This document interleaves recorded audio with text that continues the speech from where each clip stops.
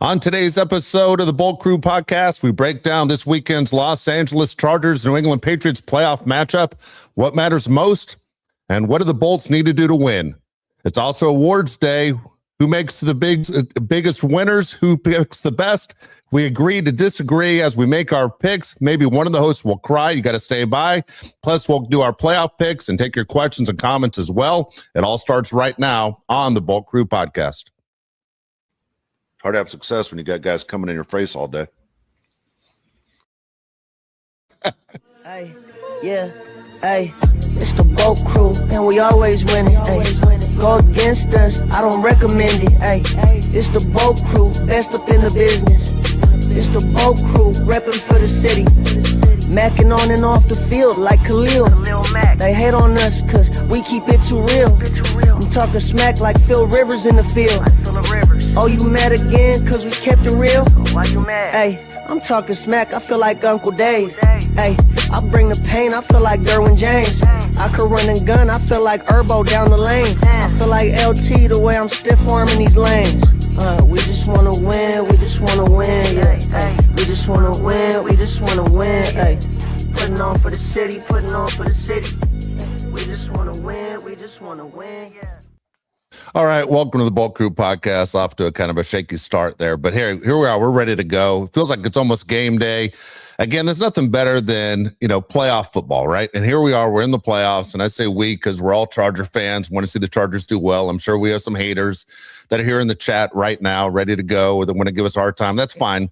Again, I'll tell you right now, I'm ready for this game. Like, I feel like, guys, it's all I've thought about all week long. Like, super excited about this matchup. And I'll say what I said a couple days ago. I'm glad it's the Patriots. A lot of people are saying, without a doubt, this is going to be one of those games where the Patriots have had a great season, and Justin Herbert, and he has a history of never winning a playoff game. That's going to continue. I think it all changes. Eventually, there has to be that one where the Chargers win that playoff game, and this is where I think the organization kind of turns the tables a little bit and go, this is where we start having success, and they'll look back at this game, guys, and go, it was this date where the Chargers on January 11th, 2026, won a playoff game with Justin Herbert, and there was no looking back. Yeah, I feel like this is the time, right? You change the narrative for Justin Herbert. You say, hey, I'm here as an elite quarterback. I'm finally going to win a playoff game. I'm not saying the Chargers are going to win. It's going to happen 90% sure, anything like that, because we felt the same way against the Texans and the Jaguars. I just want to go into this game and say, if Justin Herbert plays the way that he's played for most of this season and we actually block people, Mario, we're going to put ourselves in a great position to win this game. Yeah, I think if you just give Herbert time and you give Herbert opportunities, he's going to take those and take them to the moon. You don't have guys dropping the football. You don't have guys missing assignments. They're going to be okay.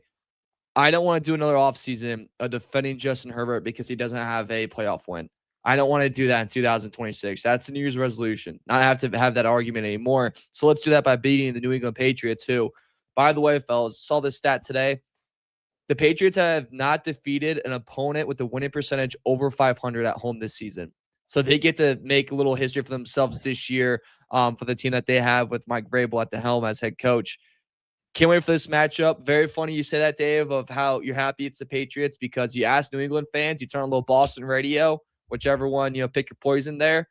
They're saying we're happy we have the Los Angeles Chargers. I'm sure they are, and here's the deal is that, I rip a lot of cities, right? I understand. It seems like every week I take a shot at another city across the country. All right. I mean, I'll tell you right now, I always hated the Dallas Cowboys, but the Dallas Cowboys aren't in the AFC. I worry about the Dallas Cowboys never. Okay. I just hate the Cowboys straight out, but it never really affects what the Chargers do. Dude, I hate Boston more than any other city in the United States when it comes to sports teams. Can't stand them. I don't even like the Bruins, and we don't even talk hockey, like ever in my life do I ever talk hockey. I don't like the Bruins. I don't like Boston College. I don't like the Red Sox. I hate the Celtics. I mean, really hate the Celtics.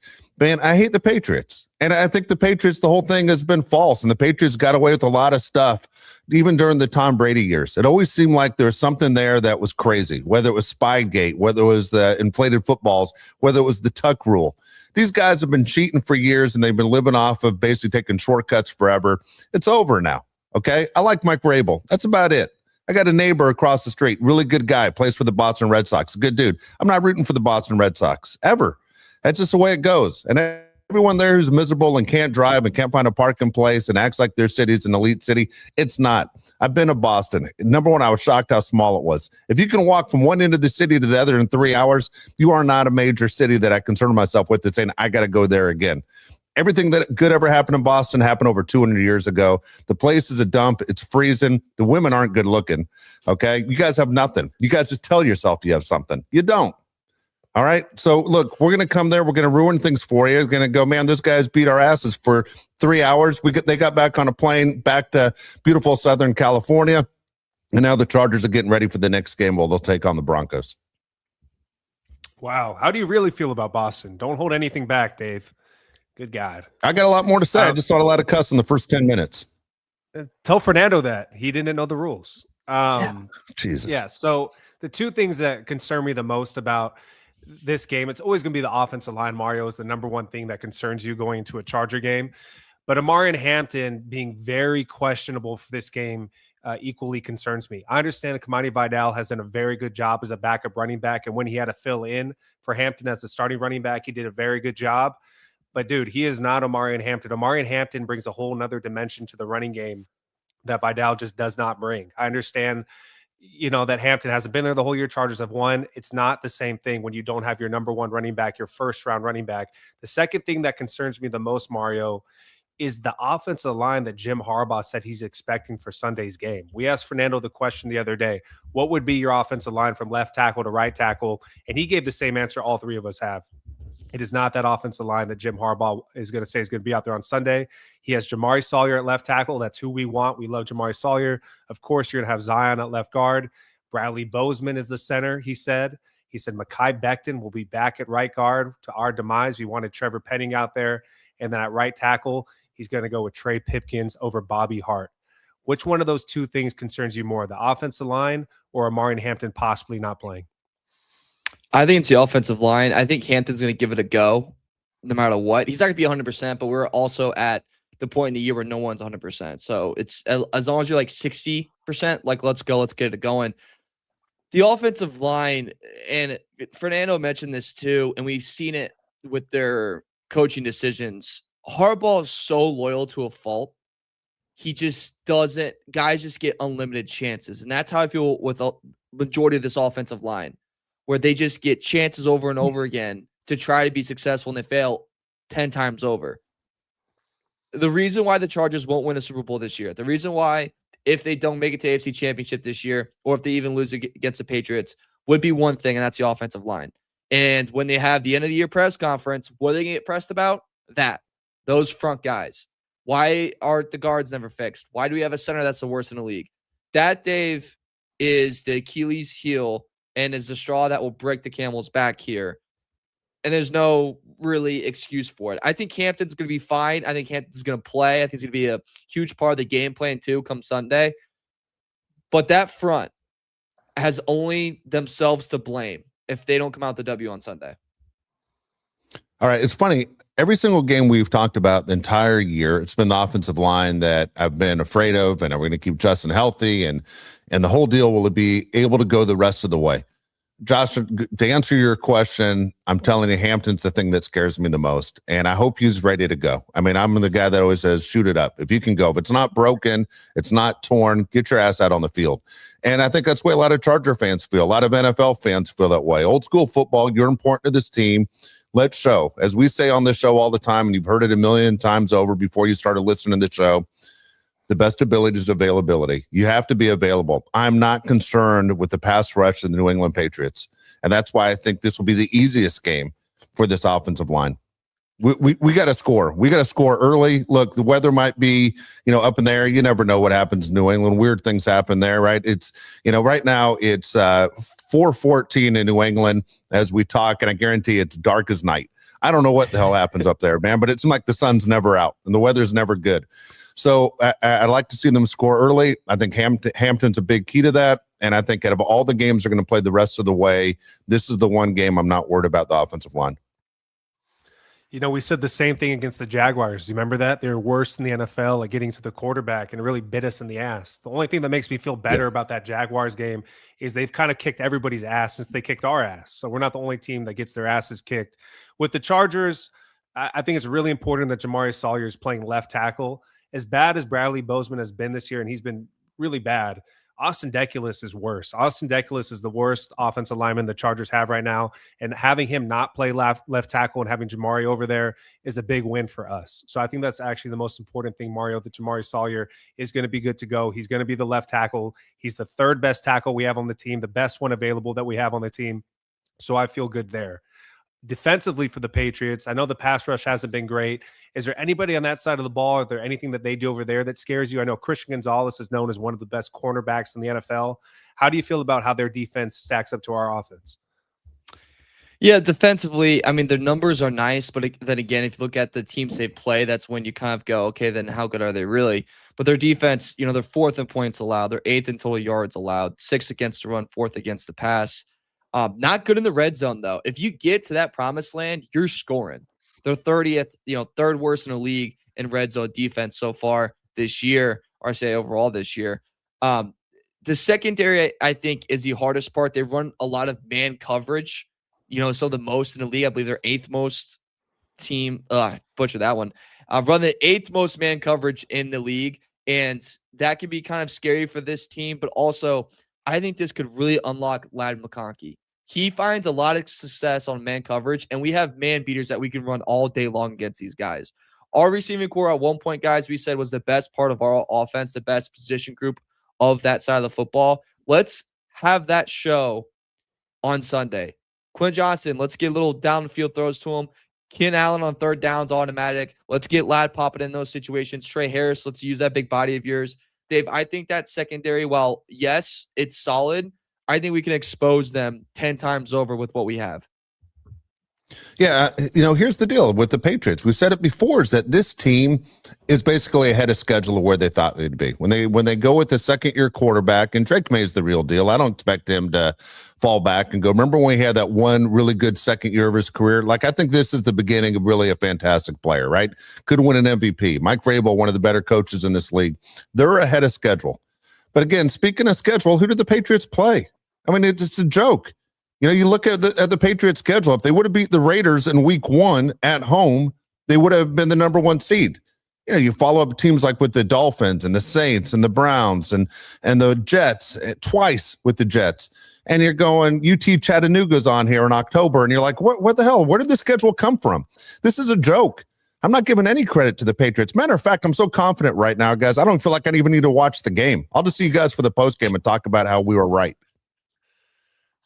Oh my God, dude, you're making me nervous when you talk I don't like that. What you're doing. You're like challenging I'm confident. Zeus, God, and Poseidon all at the same time. I'm ready to go. Which was game day right now. Where's that wall? So the thing about the Patriots, if any of you guys have watched the game, and I know all of us here have watched a little bit of the Patriots this year, is Drake May's in the same situation as Justin Herbert, Mario. If you give him any time to throw, he's going to complete the pass. He's one of the best in the league at completing the deep balls. He's one of the most accurate quarterbacks in the league. I understand they have a super weak schedule this year. They've only beaten one team with a winning record at home, which is pretty incredible that they play 17 games and they've only done that one time this year because their schedule is so weak.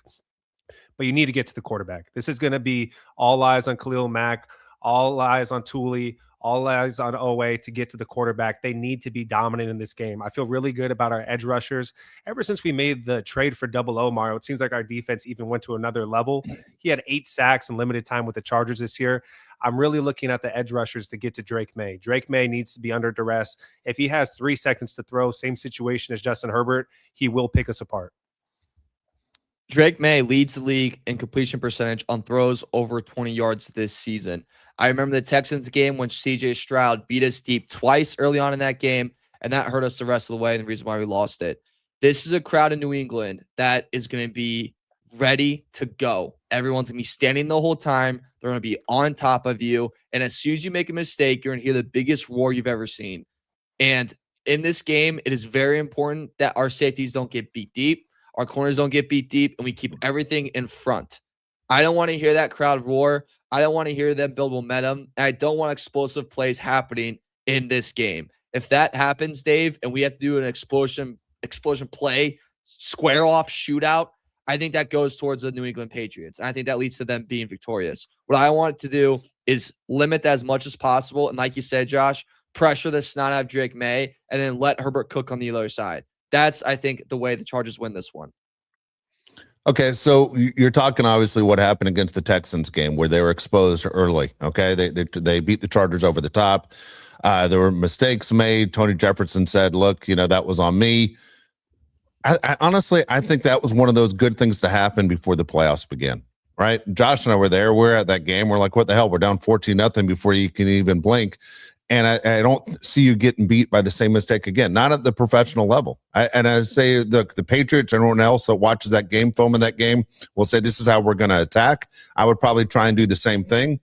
But, man, I don't think you beat a Jim Harbaugh team, a Jesse Minter team the same way. You go, what do we do? Where do these mistakes come from? We can't afford to ever fall behind like that. That's embarrassing fashion. That's high school stuff.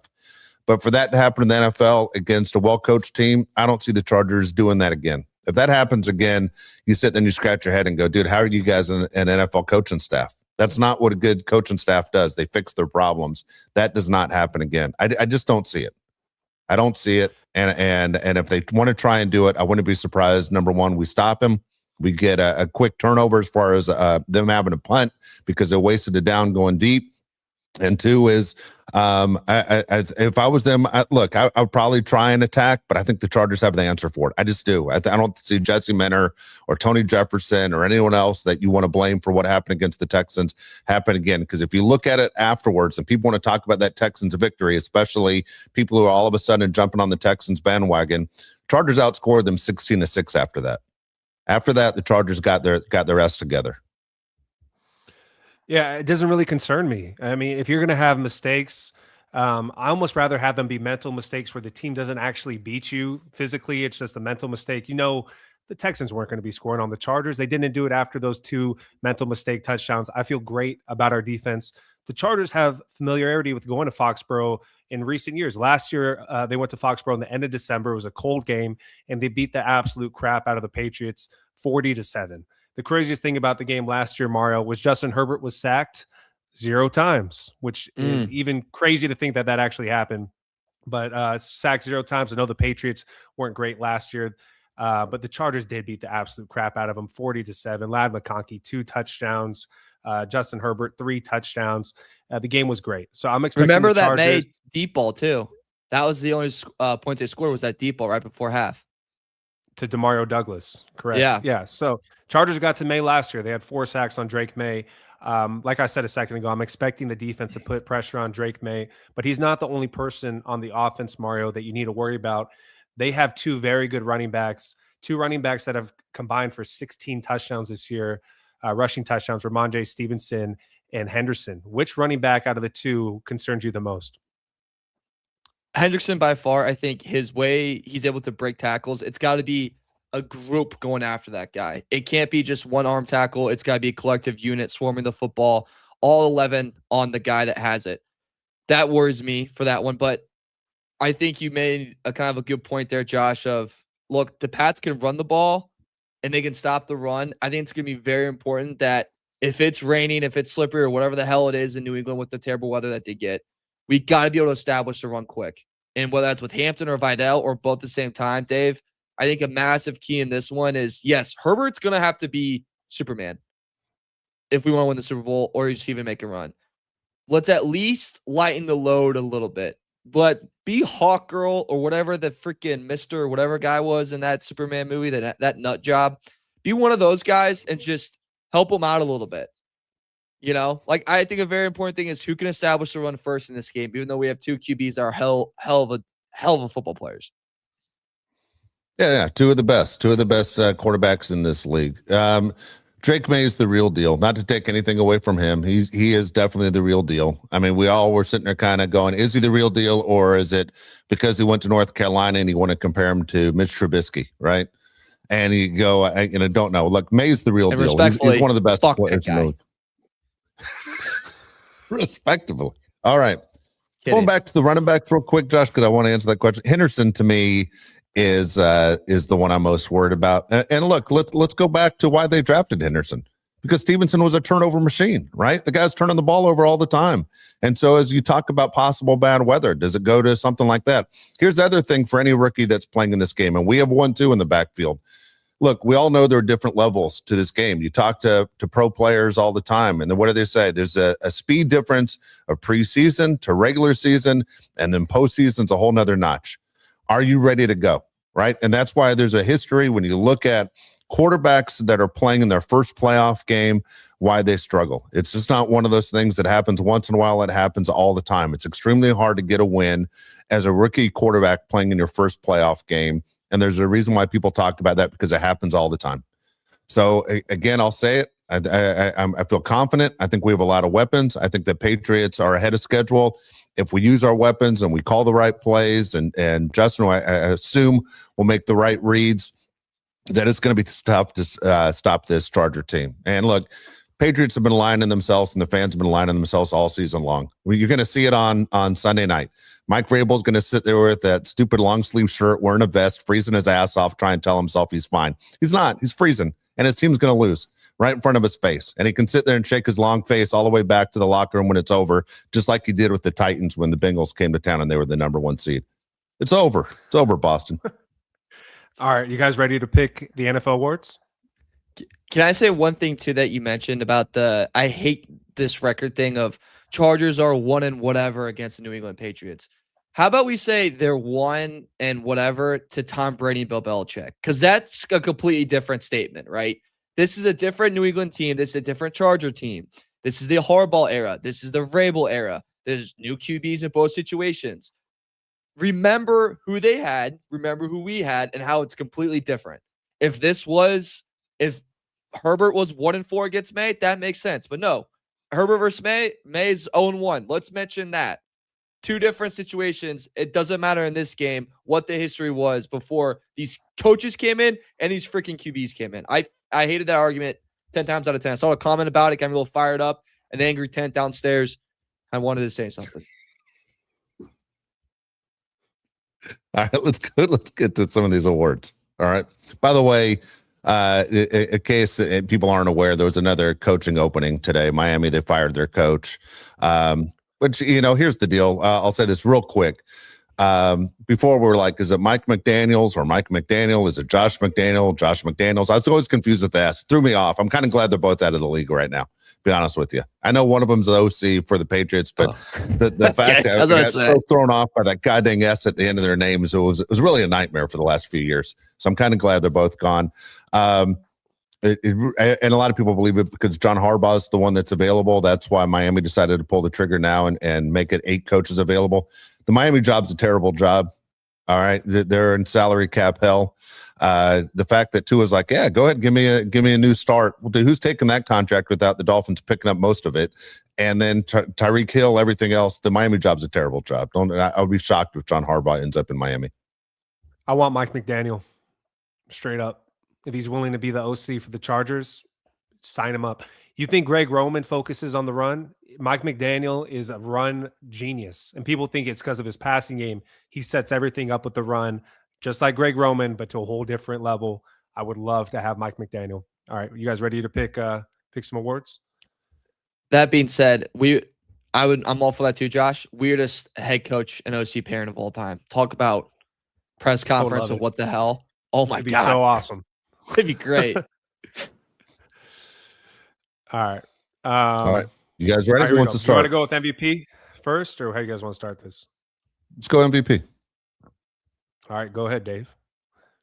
All right, my MVP is Matthew Stafford, quarterback of the Rams, 12-5 record. Matthew Stafford threw for 4,448 yards, second in the NFL. He had 42 touchdown passes, led the NFL, 8 interceptions. Passer rating was around 71. Range completion about 65%. But for what he had to do and playing a real schedule, that's why he gets the nod over May for me. I wish he would have pulled those numbers before his last game. He actually had 4,700 yards, led the NFL in passing, 46 touchdowns to 8 interceptions. He's the MVP, Matt Stafford. Nice. Drake May made a great case. Awesome season by Drake May. But if you're going by the numbers, I don't think it's even close, Mario. You got to go with Matt Stafford. Wow, so this is where we disagree. I have Drake May. I think the most important thing in this one's valuable, and I think he's more valuable to the Patriots than Stafford is to the Rams. I think you put another QB in that situation, they're going to see success, not the same success as Stafford did, but they're going to, able to win football games, able to survive. He has a better receiving core than May has. He has a better weaponry than May has. He has a better play caller than May has. And in this situation that Drake was in, still fourth in pass yards in the NFL, third in touchdown passes. QBR was first. His passer rating was first in the NFL, 72% completion percentage. He took a massive leap. He played exceptional football. Was that schedule a doozy? Yeah, it was. But he still clipped the Bills, still split them twice. And the numbers he still put up were all top 5 in the league. And if, any of those dipped a little bit, then I would say, yeah, that's fair. But for me, it's the Tar Heel legend himself, Drake May. Are you drinking Good Dunkin' argument. Donuts coffee right now? You son of a gun. I'm not. I'm actually drinking this Body Brain coffee that my brother said might raise your testosterone. And let me tell you something, fellas, that snuck up on me. Snuck up on me. It You're in really your did. 20s. What do you need to raise your testosterone for? I didn't know it did that, but now that I do, let's just say that it's a little too much for me. Oh boy. I know. Boy. I feel like I'm a predator. I feel like I'm on the Oh, hunt. I know. Jeez, I was thinking of the jeez. movie. I was thinking of the movie. That's so not going to clip well. I was thinking of the movie. The movie. Good God. With it. Let's move on. Gosh Please. darn it. This is why we don't go live. Gosh darn it. I would love to edit that out. This is why we go live, because I know, but hilarious. Gosh all right, I'll darn go it. next up here. Offensive player of the year. So you can go in a few different directions for this one. I think this one's a lot closer than MVP. Good argument by Mario and Drake May. I would understand if he got it, but for offensive player of the year, this is a guy that was, it's not like Chris Collinsworth. This is a guy that was good from the beginning of the season all the way through the end of the season. His team was phenomenal. They really came out of nowhere with how dominant they were this year. Jackson Smith and Jigba, JSN, I think was the best offensive player in the NFL this year. Pretty much led in almost every receiving statistic. And that's who I have. The other person that I have up for that would be Christian McCaffrey. Bijan Robinson's team for me wasn't good enough. So that's why I went with JSN, Mario. Yeah, I think we're all in agreement. I'm in JSN as well. Where he ranks, the domination he had, uncoverable. Like, he's just always open. Hell of a season. Shane Warden, wow, did you look bad? I don't know if that guy's ever going to get a job again in the NFL. JSN's a clear-cut offensive player of the year for me. Yeah, well, it's 3 across. Going JSN. My favorite, and I sound like the show for the Rams right here. My favorite guy to watch that's not a Charger is Puka, but JSN is my offensive player of the year. All right, Mario, what do you got next? We can go defensive player of the year. I think we're probably all in the same one. Myles Garrett, and he broke the sack record. I don't know how you argue anyone else. I don't. Save ourselves time, right? We all go Yeah. Myles Garrett. Dave? Myles Garrett's the guy. I mean, good for him. I mean, he sacrificed the team for being an individual. He took that giant contract to live in Cleveland hell forever, and I hope it was worth it. All right. Next one, defensive. I'm sorry. Let's go offensive rookie of the year. What do you guys have for that? You want me to go first? All right, is it my turn? Yeah, go ahead. All right, my offensive rookie of the year. I still can't say his name after he's been drafted, but of course, the wide receiver from Carolina, when McMillan, who obviously from Arizona, ended up being much better than I even anticipated. Fantastic season. Was absolutely great for the Panthers. And it's funny, you get Bryce Young someone to throw to, and all of a sudden the Panthers are in the postseason. Panthers are a tough team to figure out. Expect them to lose this weekend. We'll have our picks later on. But again, every quarterback has to have weapons. And for Bryce Young, he finally has a weapon.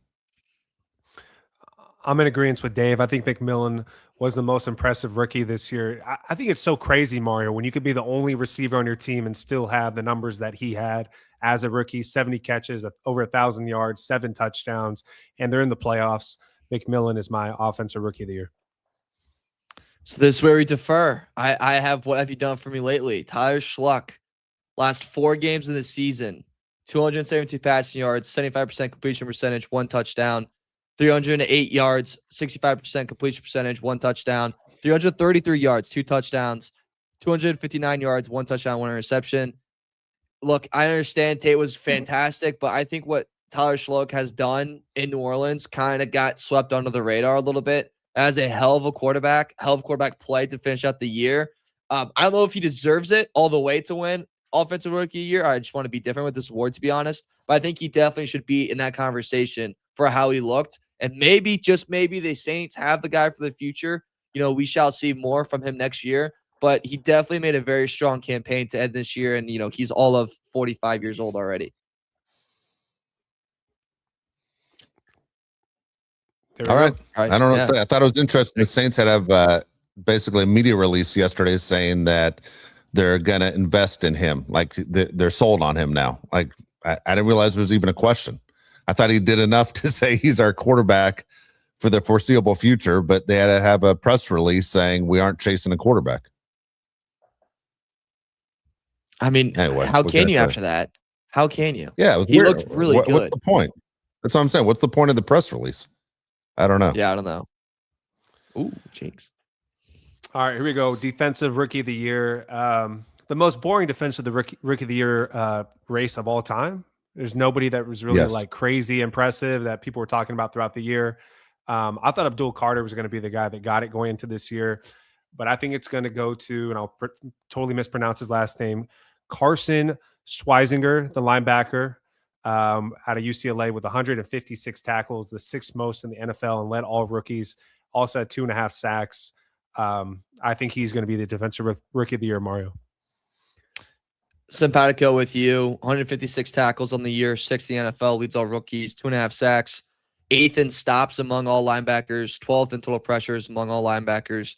Hell of a year for him. And yes, extremely a boring award where it's like, really, none of these pass rushers stepped up. Thanks, guys. They got we're all agree on it as well. I'm dying laughing on the side here, Mario. Yeah, you catching any of this? I'm enjoying it. In the YouTube comments, people love you. I know you don't look at the YouTube ones like Josh and I do, but people love you in the YouTube comments. It's I love you back. Let's not clip anything. You're one of a kind. That's all I'm saying. They love you. It's awesome. Yeah, I love you guys. Just don't clip. Please don't. Coach of the Year, damn it. What we got for Coach of the Year? All right. Is it my turn for this one? It's for me. It's Liam Cohen. Liam Cohen's Coach of the Year. I know some of you guys might disagree on this one, but man, we goofed on this guy at his press conference. And look, the Jags were 4-13 a year ago. They're now 13-4. Right now, the hottest team in the AFC. Has done an amazing job. Got Trevor Lawrence to focus on being a quarterback again. Really, really impressive with what's gone in Jacksonville. I mean, I'm completely shocked. We just said this was the worst defensive the Rookie Year award race of all time. This might be, Mario, the best head coach of the year award race of all time. You could give it to 5 different guys and you couldn't even argue against them. But for me, it'd be Liam Cohen. I thought they were going to have the number 1 pick in this next draft. I thought they're going to be a joke, and I was completely wrong. For me, Liam Cohen's the Coach of the Year. So like you said, you can make an argument for a lot of different guys for this award. I'm going Ben Johnson. I don't think people realize how terrible this Bears defense is. I mean, it's beyond bad. And if they don't get takeaways, they truly fall apart. Their division's very hard to win. He wins it. His team, I think, if you compare it to Liam Cohen's, is a lot less talented than the Jaguars is. He saved Caleb's career. He turned Loveland to the best tight end in that class, transformed Rome, and he took an offense that was 28th in points per game last year to now they're 9th. I think that's big. I think that's huge, and has them hosting a playoff game this weekend on Saturday. The job he's done changed the culture, changed the direction of this organization, probably saved the GM's job too, for being honest. It's Ben Johnson for me, but Liam Cohen certainly deserves it. Mike Vrabel certainly deserves it. Hell, even Kyle Shanahan should be in that conversation too as well for guys that should be Coach of the Year. Mike McDonald too, the Seattle guy. Yeah. Crap. Yeah, I don't disagree with any of those. All those sound good. Either you're up for Coach of the Year this year or you were fired this week. I mean, that's kind of the way it's gone, right? I mean, you could say that about every coach that's remaining going, that guy's done a hell of a job. I've never seen anything like it on how many people you could argue for coach of the year. 25% of the head coaches have been fired already, which Yep. is incredible how many guys lose their jobs. All right, we're going to go to the comments. We got Cameron T, 1999. Thank you, Cameron. Says, Nice. I feel better than ever going into a big game as a Chargers fan. Damn near 100% of the media are picking the Patriots. I think we smack around the New England in their house. Call us. Wait, what is it? What does it say, Mario? Can somebody help me there? Yeah, I would leave that one out. I would leave that one out. I would Okay. just sit that one out. All right. Okay. Call us blank for the weekend. 31-16 Chargers. Is it something I cannot say or else I'd get in trouble? One of those words? I think it's, I don't know what it is, but I'm just going to be safe with it and we're going to sit it out. All right. I feel really yeah. good too. Okay. Going into this game, I feel really good too. Dave is scaring me though because he's so confident, but I appreciate the confidence. I think the Chargers match up really, really well with the Patriots. A lot better with the Patriots than some other teams in the playoffs. So I feel pretty good. It scares me how good everyone feels. Yeah. Well, I've had more people tell me the other thing all week long. I've had Patriot fans, and I just saw there's a Patriot fan in here from the UK. Appreciate you joining us from the UK. It's one of those where I honestly I do. I'm not just saying it to sound crazy here. I believe it. And people sitting there want to get in my face and act like they want to laugh about it. Those are guys who are Charger haters. Honestly, I would say look at it from every aspect we just started the show with. If you're thinking with your head and not your heart, if you're a Patriots fan, you better be a little bit nervous. Don't overlook who the Chargers have faced this year. Look at our schedule. Look who they face. Look at the way they finished pretty hot down the stretch. They took their foot off the gas against the Broncos. I mean, god dang, we grabbed kids from local high schools to play that game against the Broncos, and yet we weren't impressed by them either. All right, that Texans game, again, after the 2 quick touchdowns, we outscored the Texans 16-6, and that's with our kicker having the worst day of his life. It's not going to be a good day. A matter of fact, if I'm Jim Harbaugh, I'm saying, who has it better than us at the end of the game? We're getting on the bus. We're going to the airport. I asked the bus driver to stop that thing about 4 times, and I'm just throwing eggs right at windows of Dunkin' Donuts of everyone we pass on the way out of town. F you guys. By the way, it takes 5 minutes to get out of town because the city's so small. Not exactly. Foxborough's like 45 minutes outside of Boston. Complete rat hole. And to clarify, he says we smack him around like Ike Turner is what he meant. So I'm uncultured. I'm uncultured. I don't know what to say to you guys. That's domestic violence. We don't promote that. Yeah, we definitely don't promote domestic violence on the show, but that's what he was referring to. I didn't even get that. Okay, yeah, I don't even know who Ike Turner is. To be honest. YG's Reaper, $5 says, if we just win one, we'll open the floodgates and we shall let the rivers flow. One win. I don't disagree. Get the monkey off the back, right? Let's get this one playoff win. Yeah, we're winning minimum of 2 in this postseason. Minimum of 2. We're going to go to Denver. I have no doubt we're going to beat the next most boring city, overrated city, and the Broncos the following week. And then I'll look to see how the Jags look to me and see if they're the real deal or not. And then I'll make my my prediction on before we go to the Super Bowl. This playoffs is like a bettor's dream because you can make an argument for everyone. Vegas is doomed to lose. Or doomed to win, I guess. You see it either way. I'm a glass half full type of guy. All right, this is a big you got that right here. It's a big show update. AK has changed his name. He's now Herbie 1026 on here. $4.99. AK, I personally want you to go back to your name because it just makes me feel good when I see your name. But if you want to keep Herbie, go ahead. $4.99 from AK. Am not going to drink my coach's Kool-Aid. Nothing wrong with Amari Hampton. He is my player of the game. 127 total yards and 2 touchdowns. Bolts win 27-17. That might be your most normal projection of the season, AK. I hope he plays and I hope he has that type of game because if he does have 2 touchdowns, the Chargers are probably going to win. I swear to God, 2 days ago, he predicted 24-17. So in the last 2 days, we've gained 3 points. I like it. He came back around on Dicker. All right. He was like, you know what? I believe in them. Or he doesn't. That's a missed field goal, maybe. YG's Reaper, $5 says, outside of Derwin James or Herbert, who is going to be each of your offensive and defensive players to watch? Good question. All right, let's do this shindig now. For me, it's Ladd McConkey. You got to beat your man. You're going to get a lot of man coverage. Let's win your matchup. Let's be open. You set a record last year for most receiving yards by a rookie, 1 playoff game. Let's set another record this year, man. We've been looking to find you all season long. Let's show up for this. Defensively, guys, to be honest with you, I have defensive players to watch our whole secondary and just keeping everything freaking in front. I am fearful of the deep ball. I'm fearful of May getting that success with us and getting that crowd on their feet and getting them on top of us for the rest of the game. What about you, Dave? Man, I tell you what, Mario, you and I are on the same page on this. That's exactly where I was going. Exactly right there. I think Ladd, who looks like a New England Patriot player, right? Doesn't he look like somebody that would have played with Tom Brady? I mean, would have fit right in. Why is that? Why is that? Why do you say that? Let's just be honest. We all know exactly what it is. Okay. Wes Welker. And so, and Amendola, you know, yeah. you keep going, Edelman, keep going. Come on, let's go. You know, we don't want to compare, but we're comparing. I mean, dude, he looks like a Patriot. Who are we kidding? It's time to play like a Patriot. Say that again. Real gym rat. Yes, real gym rat. The guy that wants it more than everyone else. Okay. So here's the deal, man. I think this is where you have Ladd go to New England and go, that's weird. That guy in that Charger uniform looks like one of our guys. I think this is where we find Ladd all over again. And we need it. I mean, who are we kidding? The guy's been a waste of space the entire year. He's had a disappointing second season in the league. It's time he wakes up and comes back to what we expected.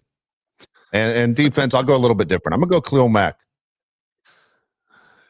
Yeah, so I'm not going to go. I would have chosen Ladd, but I'll go somebody else. I'm going to go Keenan Allen. I just feel like when Justin Herbert needs something, he just goes to Keenan most of the time, and he's going to need a lot in this game. So I think Keenan Allen has a pretty good game. And then Odafe Owe, I think, is going to have a good game. So I'm excited for the whole pass rush to get after Drake May.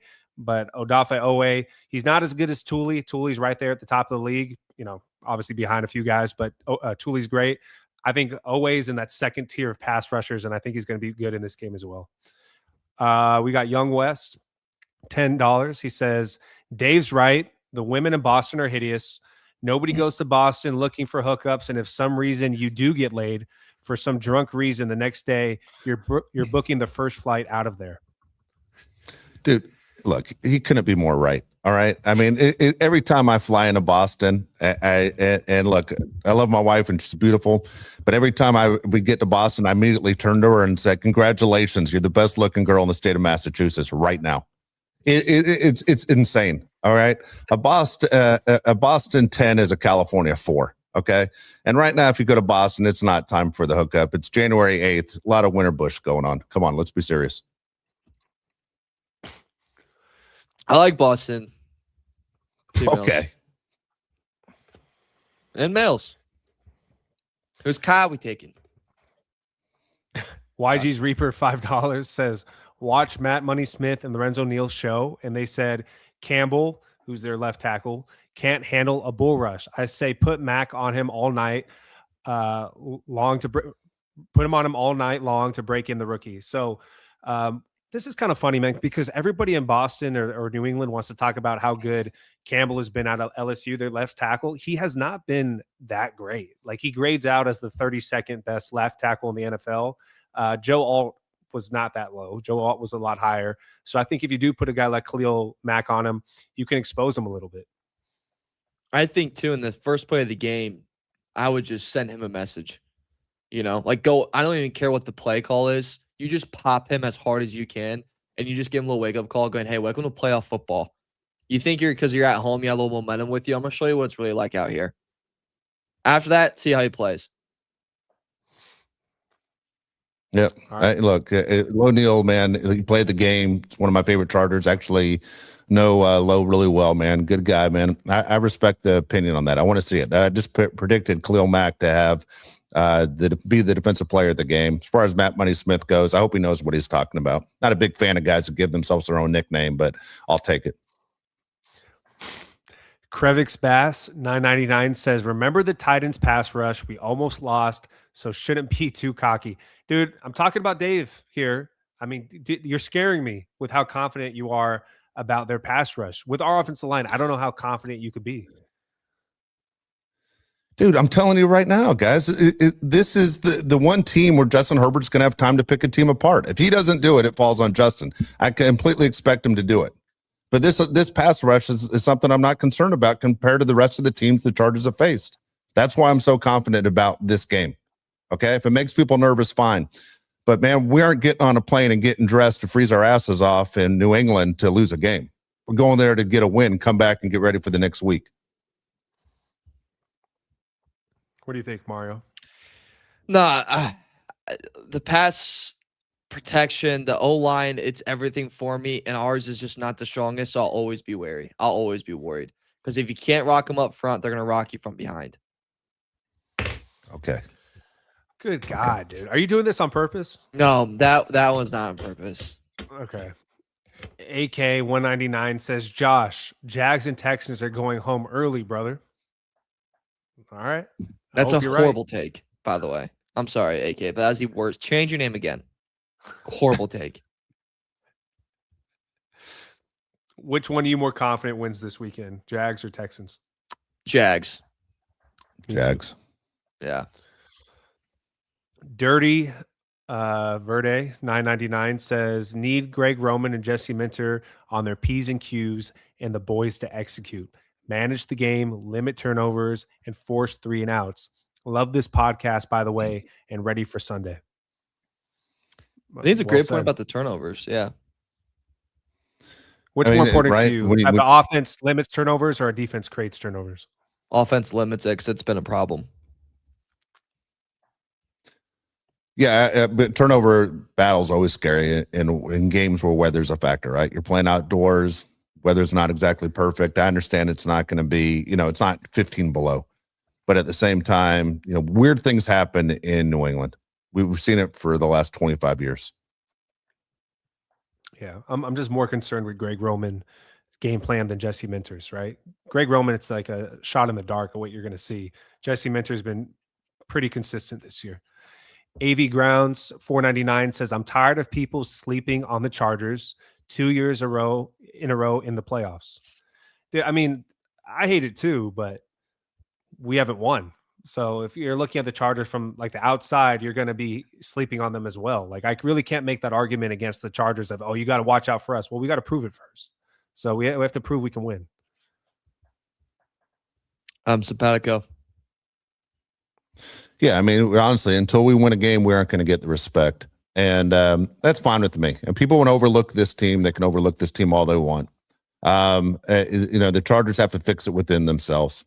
And there's reason, right? Herbert hasn't won the playoff game. We know. But that's going to be basically a conversation that people are going to forget about really quick once they go on a run. And to me, the run starts this year. So Mike G, he's a man of his word. He said, I'm going to put my profile picture for the next show and look at it right there. My man put his picture up. $5 from Mike G said, Herbert is going to run. When he's running all over the Patriots, remember that I said it. He was crucified by his fans for 0 rushing yards in the playoffs last year. Mark, tell me if I'm wrong, okay? Or either one of you guys tell me if I'm wrong. But when Justin Herbert runs the football efficiently, the Chargers win like 99% of the time. I would love to see Justin Herbert use his legs in this game. I understand he has the broken hand, but it's the playoffs. Can't hold anything back, as Dan Fouts says in Waterboy. So I think this is the opportunity right here where if you have a running lane, you go for it. And these runs, too, come in big, important situations. Go back to week 1. His run that end the game and beat the Chiefs was monstrous. That's always on key third down, third and longs. He can always get it done. I think he'll run big time on Sunday. And he's going to have to do that through this whole playoffs, by the way, because they're going to be all in his face. Yeah, look, he's not a guy that can't do it. You know what I mean? And if you look at quarterbacks through the years when they've had success in the postseason, man, if you're able to run, it's huge. And we talked about it in the last show. It's my biggest concern about May getting the big runs. If the Patriots, I'm concerned about the same thing on the other side. Here's a guy that's very athletic, is very good, has used his legs, not only in the NFL, but of course in college he did it and was successful. He understands. And I look back at, a long time ago with the Titans when Steve McNair didn't run during the season, but come playoff time, he ran. Took a team to a Super Bowl, got through some big wins. And I think for Justin Herbert to take his game to the next level in the postseason, he's going to have to run. Well said. B. Hannon, $2, says, screw Goodwill Hunting. Okay, question for you guys. Goodwill Hunting or The Town? The Good Will Departed. Hunting. Oh, The The Departed's a Departed's great the poll. I one. forgot about The Yeah, Departed. it's good. Yeah. Yeah. What about That's the Ted? right answer. You like Ted? Yeah. Yeah. Ted's good. Not bad, right? Yeah, it's not bad. Yeah. I'm trying to think of other Boston ones. Yeah. Oh, I'll say this. Whitey Bulger was committing crimes and killing people like crazy in Boston, got away with it. Comes out to Santa Monica and Los Angeles, gets caught. All right. We don't Great BS movie. it down here. Okay. Great movie too. Amy O 499 says, "I'm with Dave. Chargers are winning. Damn right. Herbert will use Herbert will use his arms and legs in defense we trust." Yeah. Well said. Well said. Thanks, Amy. 100%. I almost wish we had a viewing party. That's how confident I'm having a great night on Sunday. Should we do a live show during the game? No. I don't think so either. A lot of cussing. Too important. It's funny. We have a cussing question coming up in a second. Oh, Okay. Danny Fan 199 says AFC top 3 seeds are one and done. I like that prediction right there. I mean, Mario, you disagree, right? yeah. I have a lot of faith in the Jags this weekend. A lot of faith. betting And your I own don't money know. on it? Yeah, I already bet it. Yeah, I would too. We'll get into our picks in a second, but I would too. Yeah, I feel confident in them, and I don't have any faith in the Steelers. All right, we've gotten this question before, so I'll put it up on the screens. From Mighty, it says, "You guys all seem like you cuss. Why you guys have such a hard line on that?"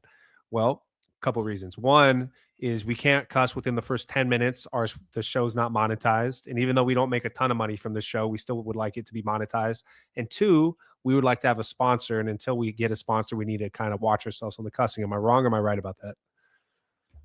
Absolutely right, and it's just better for algorithm wise. If you cuss, it dings you. So you just try to be as clear as possible. It's ridiculous. Dude, I'll be honest with you, man. I cuss like crazy. Every sentence I say basically starts with F and ends with S. You know, just the way I go. It is very funny being in TV and radio when you like every person that's in there that's off air is the worst mouth you'll ever hear in your life. Oh, yeah. But you see the Dude, on air, it's clean and clean. Dude, I got in trouble yesterday, Mario, for a TV show that I do. They went to commercial break, and I turned to the guy next to me, thinking my mic was turned off in the control room, and I said, "That's why it effing happens." And sure enough, it went on air. Got in trouble for that. I was like, "Well, turn my mic off. Turn my effing mic off." Yeah, that's what I feel.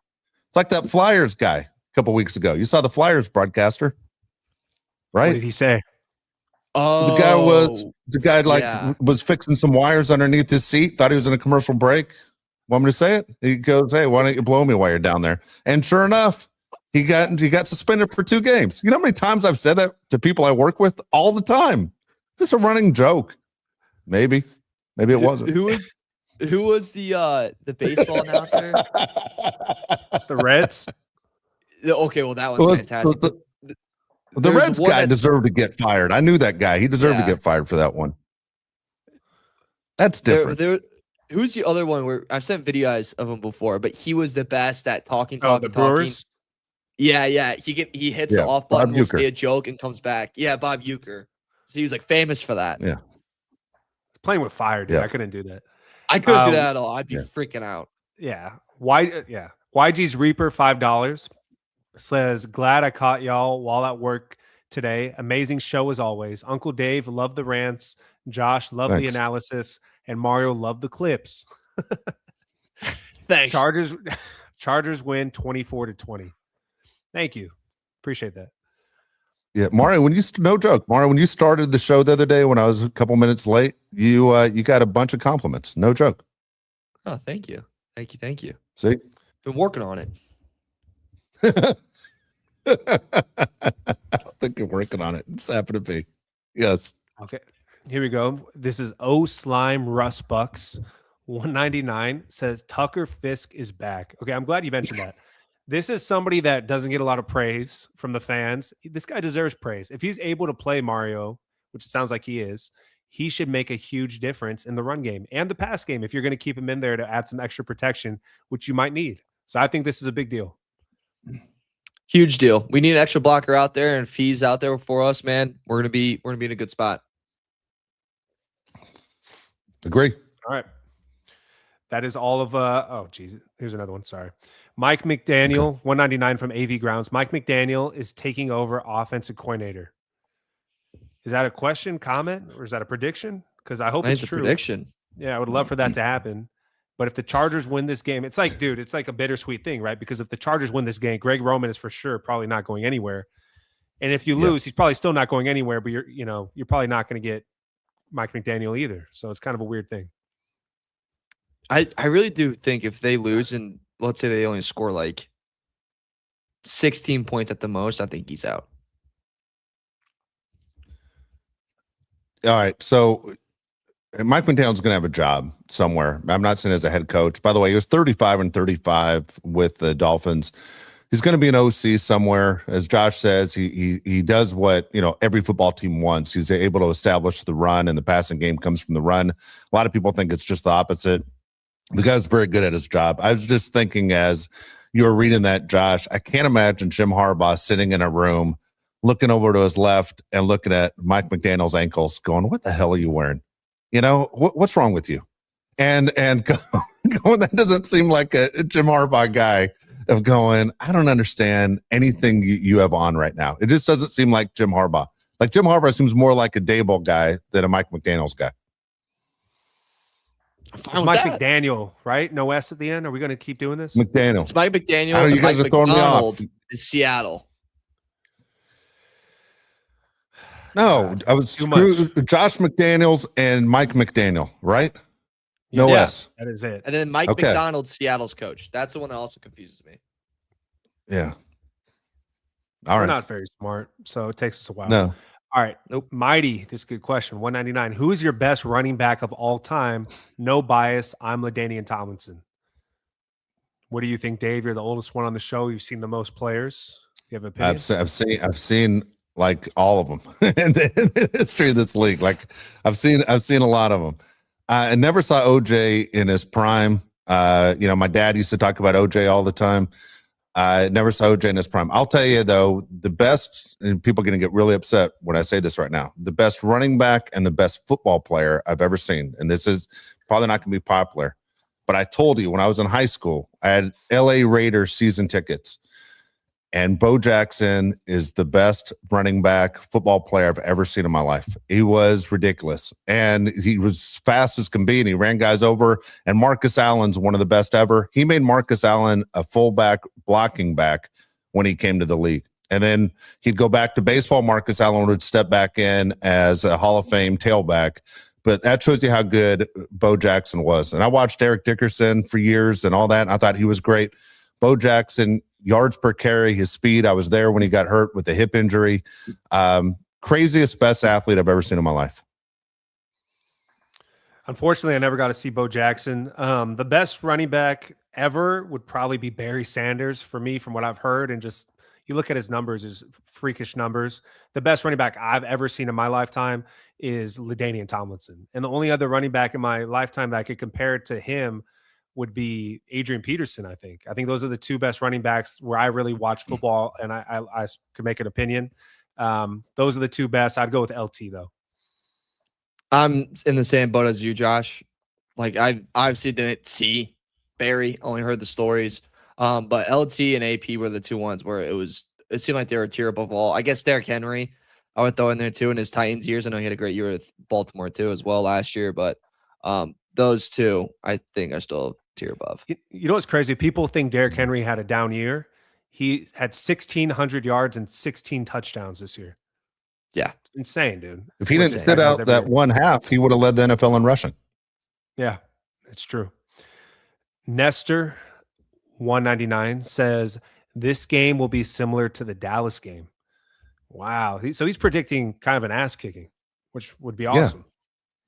But Dallas's defense is not even close to in the same ballpark as the Patriots defense. Yes, I agree with that. When's the last time we put an ass kicking on somebody in the postseason?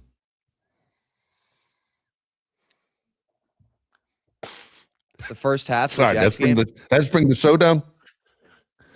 Yeah. The first what? Yeah, the first 30 minutes of the Jaguars game was a complete ass kicking. Right? Yeah, that one. It's been a while, brother. All right, let's pick some games. All right, let's pick the games. Here we go. This is going to be fun here. All right, so here we have the games coming up. We're just going to go in order when the games start. So the Rams are favored by now 10.5. It's gone up. 10.5 on the road against the Panthers. If you recall, not too long ago, the Panthers beat the Rams. I think the Rams overlooked them, but 10.5 is a lot. You guys want to go first on this one? Yeah, I mean, I think the Rams win this game. They're obviously a different team, Mario, when they have Devontae Adams out there. I do think the Panthers cover. They did beat the Rams this season in Carolina, so I think they keep it a little bit closer, but the Rams ultimately win the game. Yeah, so Stafford ranks second in PFF passing grade against zone coverage. No one runs zone coverage more than the Carolina Panthers. So that kind of worries me in this. The revenge factor comes into play too as well. I think Rams want a statement, and they want to put a team into the ground. And the team that's going to do that too is the Carolina Panthers. It's going to be, if you want to make up to your girlfriend or significant other or husband, whatever, take them out around 3:30 to dinner. Take them shopping. That's the time to do it. This game's going to suck. It's going to be a blowout. Jamar, you got the Rams? I got Rams 10.5? Yeah. Okay. And again, I'm just giving you a heads up. Mario had the best week last week, by the way. 10-6. Josh was 9-7. I was 7-9. I've had 2 bad weeks in a row. I'm gonna give you on the season real quick. I'm 141, 131. Josh 134, 138. Mario 121 with 151. But Mario and Josh have been good the last few weeks. I have not picked, I don't think, a Panthers game correct the entire year, but I'm going to go with Josh on this. I'm going to go Panthers don't get beat by more than 10.5, and don't take my word on it. Again, Mario's been the one that's been hot lately. Next game on the schedule, it's the Packers on the road. I think a lot of people are a little surprised. Packers are favored by 1.5 over the Bears. This game's a prime game, 5 o'clock Saturday. Go Mario. Dun, dun, dun.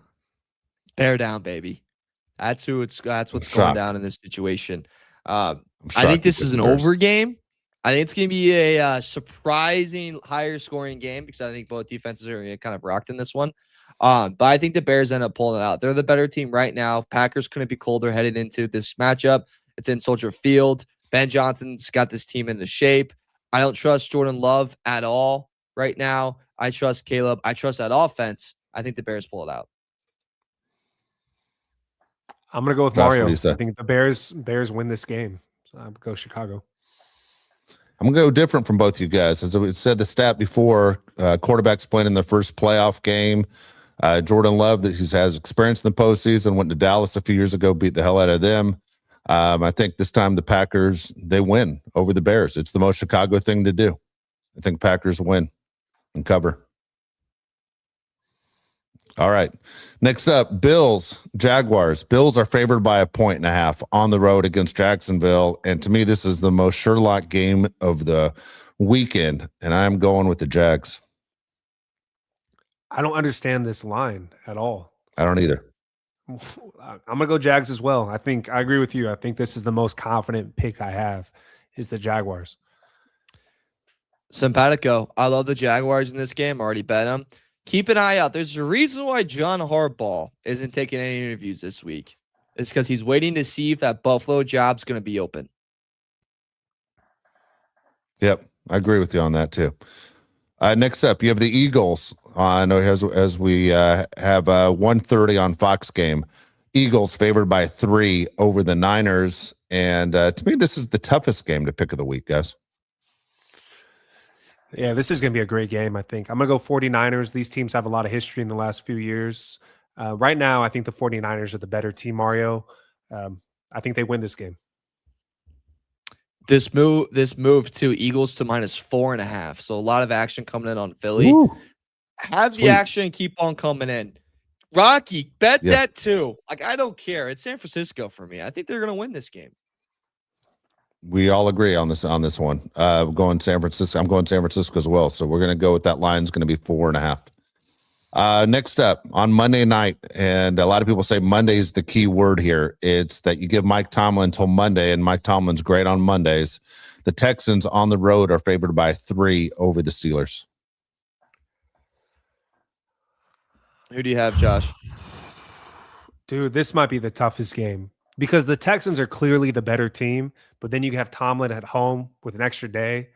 It's a toss up to me. I'm gonna go Steelers, just because the game's in Pittsburgh. Texans. They're gonna pressure Rodgers all day long. They're gonna get home. Give me the Texans. It's a tough one as well. I'm gonna go Steelers. Just the 3. For some reason, I think it's gonna be close. So yeah, I mean, there's a lot going on here. A lot of talk that it's Mike Tomlin's last game if they lose. It's Aaron Rodgers' last game if they lose. Man, it's an interesting game to watch. I kind of like the fact it's on Monday. Just the way they broke it up a little bit. I know if you're the Texans or the Steelers, you have to come back and play the following weekend on a shorter week. You don't like it, but otherwise, I think Mike Tomlin, especially that Monday night, benefits him. Next game up, here we go. This is the one we're talking about. It's the Chargers on the road. Patriots favored by 3.5 over the Chargers. This game, 5:00 game, NBC. We will be doing a show as soon as this game is over. Hopefully celebrating, hopefully smoking cigars. But I have the Chargers again covering this game, winning this game. Chargers 24-23. Ooh. Why ooh? Because I don't know if my heart can take it. I don't know if my heart can take it, man. Like I really need some breathing room. Breathing room. How about a win? Just give me any type of win, and I'll be happy. That's fine. This is probably going to be a close game. If the Chargers blow them out, obviously that make us happy. But I don't know. The Patriots are obviously not a bad team. Chargers are a pretty good team too. It should be a close game. Chargers 24-23. I'm gonna go 24-17. By the way, you go 24-17 too, Mario. 21-17. Oh, 21-17. Okay. I'm going 24-17. AK's original pick before he changed his name. By the way, this is a Vrabel revenge game, possibly, because the Chargers told him that if they couldn't get Harbaugh, they'd have gotten him. That's bulletin board material. Yeah. He's walking into with that one. I know. I always think that's weird. Like, what's the point of even telling him that? Yeah. Do you tell the girl that you didn't marry that if I didn't marry her, you were next on the list? F off. I got told that before. What are you talking about? I got told like, oh, if Buddy wasn't around, it would have been you or something. I was like, I have no idea what to say to that. Yeah. You were told you were almost sloppy seconds? Or wait, how does that work? I was No, he was he almost moved up to one spot. Oh, okay. I was a second round pick. I was just career backup. They never got hurt. You were like figuratively in the cuck chair, basically. Basically, I didn't even know I was in the chair either. Yeah, I had no idea I was in the chair. I got told that, and I was like, well, this is a crazy conversation we're having right now. I don't know what to say to this. Like, what did you fire back at her? Did you try and hurt her feelings back for that? That's not cool. No, I think she meant it in a very nice way. I laughed. I just laughed. Yeah, I was like, great. I was like, I don't know what to say to that. I was like, I hope you guys have a great life. You know what I mean? Like, I hope you end up regretting that decision. Just what you tell her, as Josh says all the time, I hope you fall off your high horse. Where do you get off? What makes you think you were number one on my list? That was my point. I was like, what did I ever say to you to make you think like I was waiting for you? Yeah. But instead, I just laughed. Scale of 1 to 10, what was she? Let's go. Be honest. She's not listening. Who cares? Hopefully she's very pretty. listening. She's very pretty. She's very pretty. Very nice I'm still friends with the girl. Like, that's all love. Fuck. Dude, you're sad. I'm not sad. You can't give us impressed about what the hell's wrong with funny. you? I think it's a funny story. I think it's a very funny friends. Wait, you're waiting for their relationship to break up? Did they get married? I just thought it was a funny story. Like, that doesn't happen to a lot of people. So, this is a very funny thing that's happened. I honestly think it's worse for the guy. Do you think he knows? Do you think he knows that story? Not. I hope not. I'm sure he doesn't know. I'm positive. God dang it! Curtis I'm so Goff. irritated he didn't tell her off. Curtis got $4.99. Dave's on one today. My wife doesn't care for sports, but loves this show just to hear Dave shit on other cities. Laugh out loud. I didn't realize I did it until Josh pointed it out because you go after every city. That's true. I live in Southern California. It's good to be the king. What I'm wearing rant do you have shorts for right today? now, you assholes. Do you have a rant, I'm or gonna go- was I'm- the beginning of the show your rant? No, as soon as the show's over, I'm going to go coach baseball on a baseball field without snow on it. For all you idiots in Massachusetts watching the show right now, won't even get to play baseball till May 1st. Okay? Weather's always great here. It's stupid. You know how many times I sweat my ass off wearing this hoodie during every show because it's hot in this town? God dang. Gets above 72. We freak out here. Everybody calm down. Stop telling me how great Boston is. I don't need it. All right. So no rant? I got a rant. All right, here's the deal. I'm gonna tell you right now, because anyone who went to school, especially if you went to college, or right now is a time where most kids that went to college are still home for the holidays. They don't go back to whenever. I always laugh when kids don't go back to February. I'm like, your parents are paying for that crap? $29,000 a year not to go back to school? I mean, what kind of scam is this? Anyway, it's when you ask kids how they're doing, and I go, they did pretty good. I go, all right. I go, just so you know, when I went to school, college, my first semester, I was on academic probation right away because didn't do the reading and got caught up doing a million other things, even though I had more time on my hands than I've ever had in my life. For some reason, I couldn't do the reading on every subject because I was going out for the first time, no one watching what's happening. And then you go, how did you do? And they're like, I got a B in this or C in this. But my professor says they don't give A's. Dude, any professor or teacher that says they don't give A's is a horrible teacher. Horrible. And they shouldn't be in the academic world. And that goes for high school. That goes for college. That's absolutely ridiculous. Your job as a teacher is to relay the information that you know so they know it to the best of their ability. And for you to sit there and say, I don't give A's is insane. Day one, if you don't have to take that class and you have a professor that tells you, I don't give A's, get the hell out of there and go turn that person in. Go to the chair, go to the head of the department, go, this person's full of crap. They are not willing to teach me everything they know, and I'm here for an education. That is insane to tell a kid that you don't give A's. There's one all over the place. Everyone knows exactly what I'm talking about right now. And you're going to sit there and get someone to get up. Again, as Josh says, I hope you fall off your high horse. What are you talking about? You give me an A when I learned the material that you taught me. Were you holding back on me? Got a life to live. By the way, no one's going to remember jack shit when you graduate college anyway. The only class I took in all of school that I remember a religious studies class. I'm not even the most religious guy going, but I remember that class. And I remember a Holocaust class I took. That is it. I don't remember jack. Art appreciation, please. Kiss my ass. How many cups of coffee did you have today? You're on I fire. haven't had any. You saw me just now, right before the show started. I downed a Chick-fil-A sandwich as fast as I could. You got the red ass I'm all acting day like today. there's something in it. Yeah. What? You got the red ass all I day don't know. today. I know. I don't have the red. I'm in a really good mood. Like, I'm really ready to go. Like, give me a number yeah, you 52 think? jersey and some pads. I'm ready to play a couple downs. I'm ready. It's awesome. I think this makes the show better when you talk like this. You should do it every show. All right. Yeah, same. I knew you had it in you. I just didn't know it was coming today. I wish I was ready for it. This might be your best show of all time right now. Oh, Yeah, honestly. thanks. There you go. I think Just if you're a angry. woman from Boston, you probably don't agree with that, but Yeah. Trust me, We're I'm not not going to asking miss for you. their You don't need opinion to right tell now. me I'm number 2 on your list. Number 1, I would know I was number 1. I've seen the guys in Boston too before I attack the women. All right. They're a mess. All right. Hairline's a disaster. Okay. They all got guts. They got hairy backs. The guys are a train wreck too. All right. That's why the girls aren't trying. Guys have nothing to aim for. A little bit. Okay. Nice girl. Shout out Meredith. Hope she's doing good. Meredith. Are you joking right now? You know a girl named No, Meredith? that was your her age? name. I'm pretty Oh, sure that boy. was. Yeah, that was her name. What nice is girl. she? 62? Please. No, she was my age. She was my age. Very nice. Meredith. Your parents want at least want to give her a head start with a cool name. Good God. Now coming to the stage, don't get your know. dollar bills out. It's Meredith, everybody. What are you talking about? Okay, There's no hot Meredith. She wasn't a stripper. Thank you. I can't Well, remember again, what- she's what never she going to was be with a name like Meredith. Sounds like she's I knitting think she had to quilts. be. Good God.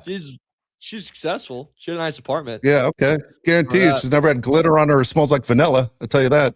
Not with a name like Meredith. Anyway, are we done? All righty. Yeah, I think so, man.